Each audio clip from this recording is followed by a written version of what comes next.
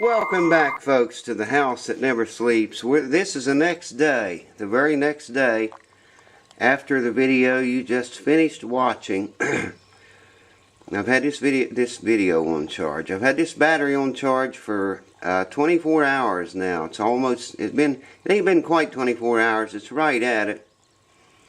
And you can see every cell is bubbling. If you watch them long enough, you'll see that every cell, there you can see them all going. And here's these three again. Another beautiful day, 78 degrees here today. In March, man, just incredible. Anyways, it's bubbling really well. I have it hooked up to this little dumb charger here, so it keeps charging and won't kick off, thinking the battery's full charge. That's a 6 volt or 12 volt charger, 1 amp continuous. It never kicks off, so the battery cannot fool that meter into thinking that, fool that charger into thinking it's full charge. Now what I'm going to do now, I'm going to unhook the charger here for a minute. Charger's unhooked. I'm going to unhook the hot wire from here. And we're just going to take a meter here, over here where we can see it, where you can see it. We are on this 30 volt scale, this red scale on the bottom here, okay? There's 5 volts, 10 volts, 15, and each volt in between.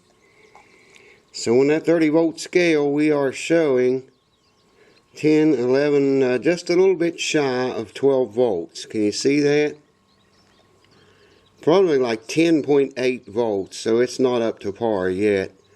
I knew it wouldn't be this soon, only 24 hours later. So let me unhook all this and hook the battery back up for more energy consumption.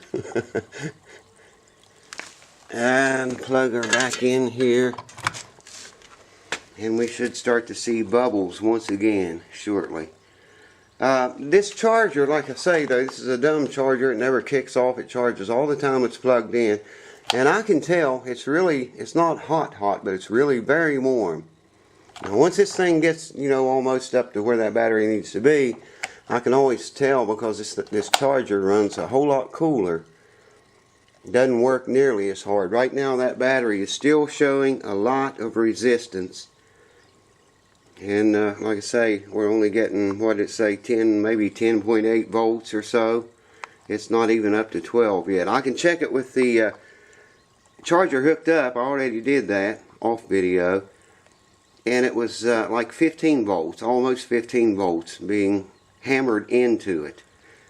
But that's with the charger hooked up to it. That doesn't really mean anything. But by the charger getting fairly warm, it was warm last night and it's been warm today all day, and it still is very warm. I can tell it's working pretty hard, and I can tell that battery is still showing a lot of resistance. It's it's not liking that charge being forced down its throat. I mean, being jammed down her throat, whether she likes it or not, it's taking it. And there again, as I said before, you can see the bubbles now and then. I just plugged it back up, so it's going to be a little bit slower about starting back. And my camera battery is almost dead. It's turning yellow and flashing all kinds of crazy shit. I'm using this old camera, one of the old cameras, because I got 4 cameras. The other 3 are tied up on guitar projects. Anyways, I'm going to leave this alone. I'm going to let it charge another 24 hours on trickle charge. And I'll come back here again tomorrow. And by tomorrow, this charger shouldn't be nearly that hot. It's not hot, but it's warm. Shouldn't even be warm at all. It'll feel lukewarm to the touch. Once it drives the charge into that battery, and the charger doesn't have to work nearly as hard then. So that's an update for today. Like I said, it was only yesterday. I don't know when you will see these videos, but the video before this one where we rinsed that thing out and did the baking soda thing a couple of times and then put Epsom salt into it. That was all yesterday. It's been 24 hours ago, almost that exactly.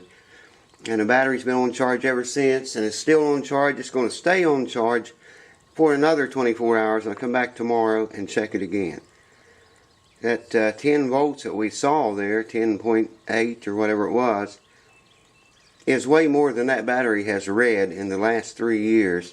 Like I say, I used it in this mower,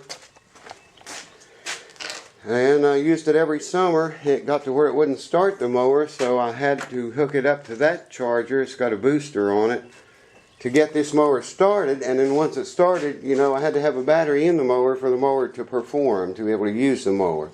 And that's its only purpose, was just to be in there and supply just enough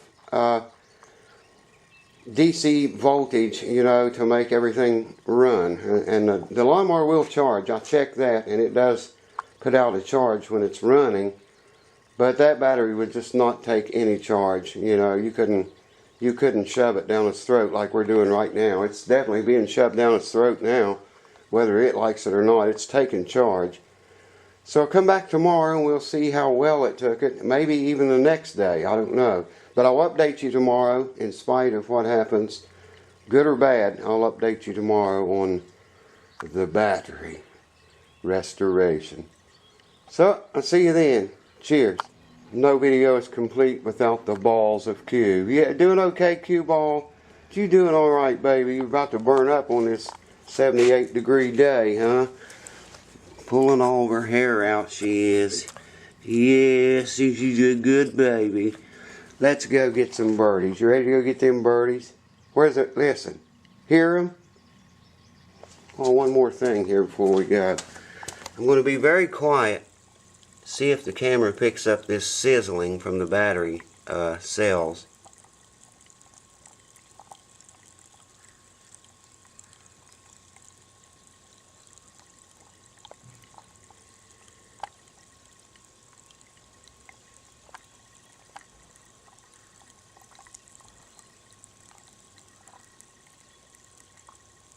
I don't know if you can hear that or not, but it's definitely taking it down the throat, like it or not. And there's Q, watching for her birds. I gotta fix that bike for my grandson or I'm gonna get my ass kicked. So I gotta go. Cheers, thanks for watching. See you tomorrow, same time, same station.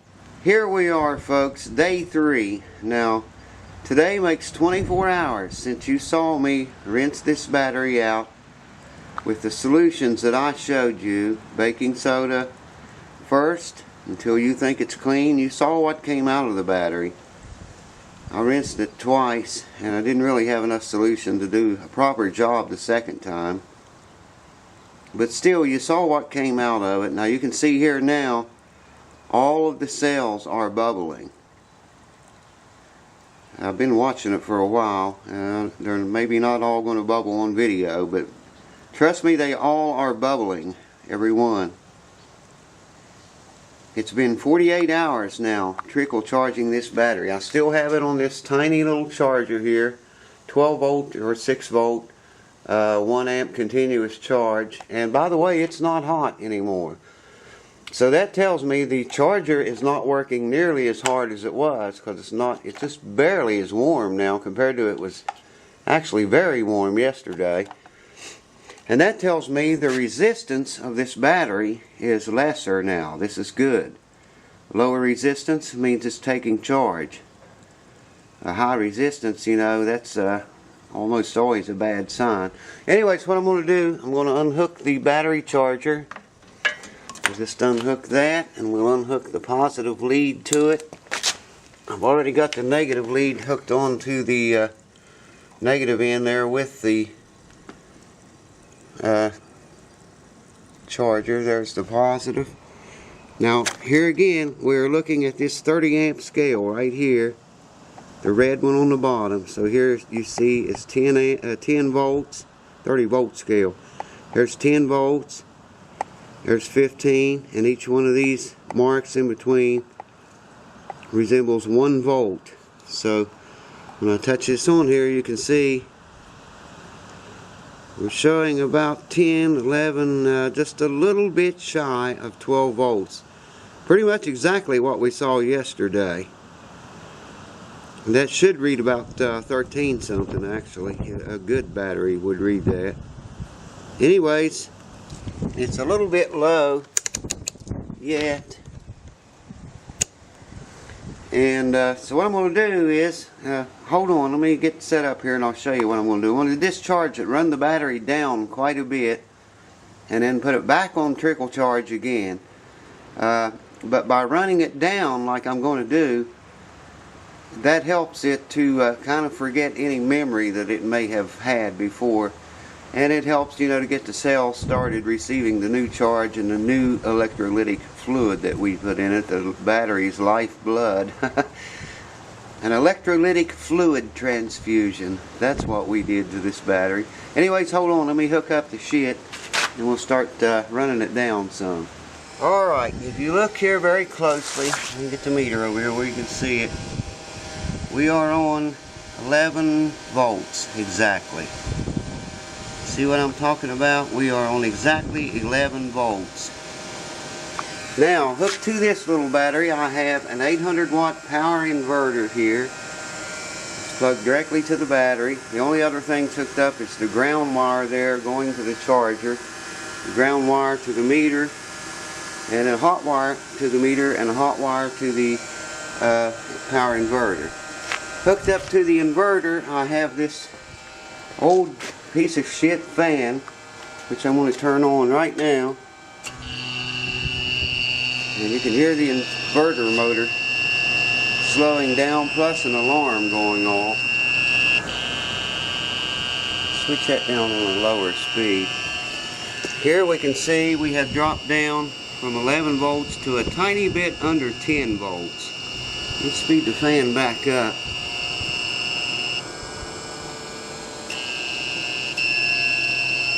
Yeah, there we have a little less than 10 volts. So I'm going to put it on the slower fan speed for now. And I'm just going to let that fan run. You can hear the inverter running and the alarm running on the inverter because the battery is really not putting out a whole hell of a lot. But that's okay. We want to run it down some. Get it, you know, down to about 6 volts actually. 6, 7, 8 volts maybe, and then plug it back up to trickle charge and let it charge another 24 to 48 hours. There you can see the fan running. That's on the slowest fan speed because it's really sucking that battery down. I don't know how many amps this fan draws. I wouldn't think it would be that many. I'd like to see it get down to about 6 volts.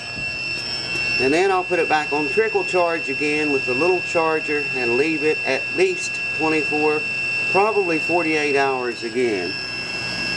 There you can still see some bubbling going on. That's not from charge. Any bubbling you see now is being from discharge. And like I say, the battery is low enough to make the alarm in this go off. That's a warning telling me that my power supply, which is that battery, is weak. Just an alarm to let me know it's getting weak. Still running the fan. So like I say, that's it today, folks. I'm just going to let it run until the fan don't run anymore, or until this meter gets down to about 6 volts. We're down to almost 9.5, it looks like now. 9.5 volts. Let it run until it gets down to about 6 volts or 5 volts, or until the fan even quits running. Well folks, here we are 5 days later, and the battery is on trickle charge right now. It's probably been on trickle charge for 72 to 84 to 96 hours total. If ever a battery failed restoration, it's going to be this one, because there's one cell that's really not reacting very well at all to the trickle charge or anything else you do to it. It might still have enough juice to crank this mower. We're going to find out today. However, what I'm about to show you right now is very dangerous. I'll explain it as we go along. But if you do this, what I'm about to show you here in a few minutes, if you do it, be very careful and do it exactly the way I'm going to show you, because you can create a spark and blow yourself up. You can make a terrible explosion doing this if you do it wrong. The way I'm going to show you exactly step for step, and don't change anything or do it any different, because like I say, it's very easy to create a spark and have a terrible explosion right in your face. So don't do it unless you know exactly how, or do it exactly the way I'm going to show you here now. Here you can see the battery is still charging.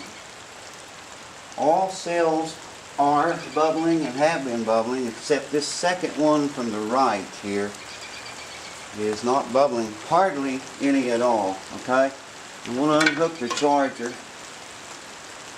Let's get it completely off of there. And I don't know if you're going to be able to see this meter very well or not in the camera. Probably not. And the battery is going to be dropping in voltage, so that's to be expected. We'd like to see 13.2 volts, but we are seeing 12.7, 12.6, 12.7, 12.7, and it's going to continue to drop like it always does. But here's what I was talking about, the dangerous part. Okay, you want to measure each cell individually. Start on the side where your negative post is, your negative terminal. Always, this is very important to do it like this. Start on the side of the negative terminal. Here's the positive terminal, here's the negative one. Start on the side of the negative one. Put your negative meter point into the electrolytic fluid. It should read about 2 volts, 2.1 or so, and that's what we're reading, 2.1. Take the meter's heads out, the meter points, and move them over to the next cell. There we have 2.16. What was this other? It was 2.16. 2.16, and move both connectors each time. 2.28, 2.08, 76. That's that bad weak cell right there. 1.8. That's the weak cell. That's this cell right here, the one that's not bubbling. 1.8 volts. Here again, if I read the entire battery, we're down to 12.5 now. But yeah, just remember, if you do that, start on the negative terminal side of your battery, put your negative lead in, right in the electrolytic fluid, then your positive lead second into the next cell. Now you can come clear over to this cell and read it. There we're only reading 10.2 volts if you're reading through the electrolytic fluid. 10.22. I doubt you can see that on the camera. Maybe it just dropped to 10.21. So it is dropping. And then if I read off the terminals, it's what, 12.45 now. So it's still coming down, and it will continue to come down to about 12. Hopefully though, we're going to put it in this mower and see if it will crank the mower or not. Like I say, it's been 5 days, a lot of crap going on as usual. But I'm going to put the caps in this, put the battery in the mower, and we're going to try this puppy out. Hold on. Well, there she is, folks. She's in and hooked up. And like I say, that battery was shot. If there ever was a battery that fails this restoration, it's going to be that one. Like I say, this battery was in terrible shape, man. It really was bad. Would not crank this mower, none whatsoever, let alone start it. If it even cranks it, whether the mower starts or not, then we've made an incredible improvement. Hopefully the mower will start too. I'm just saying, if it does not, and it only cranks, at least, you know, we'll know we did good. So let's try it.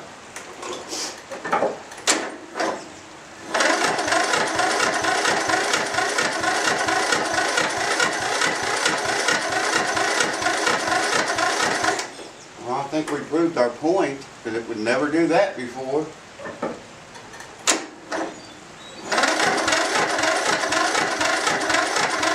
This thing hasn't been started for a year, remember.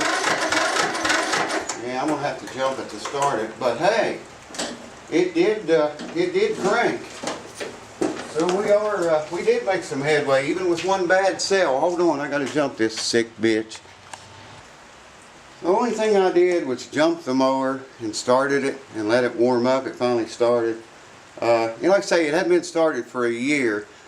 You can see here, this is the same battery. I haven't changed them or anything. That's the same battery we've been working on this whole time.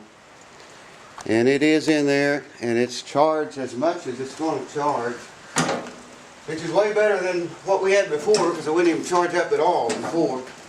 So here we go. You can hear how it cranks it now.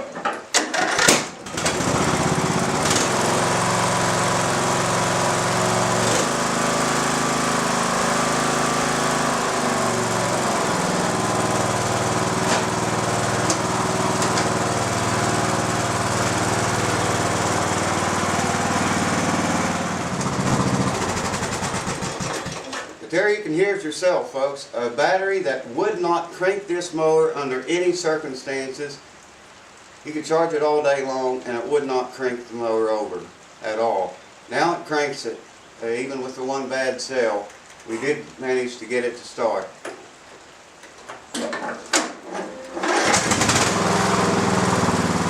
This battery, like I said, it was shot, man. It's what we finally say. It was 7 years old, I think. But, you know, that's way more than it would ever do. If the mower had been started before and instead of setting all winter, this battery would have started it. And it starts it fine now. So, and once I get the charge back into it, it'll be even better. So anyways, there's the way I save batteries. I've got a great big, really big battery over there. I'm going to do the very same thing to it. Just remember to get your solution mixture right. 10 ounces of baking soda and 12 ounces of Epsom salt. I think that's what it is. Yeah.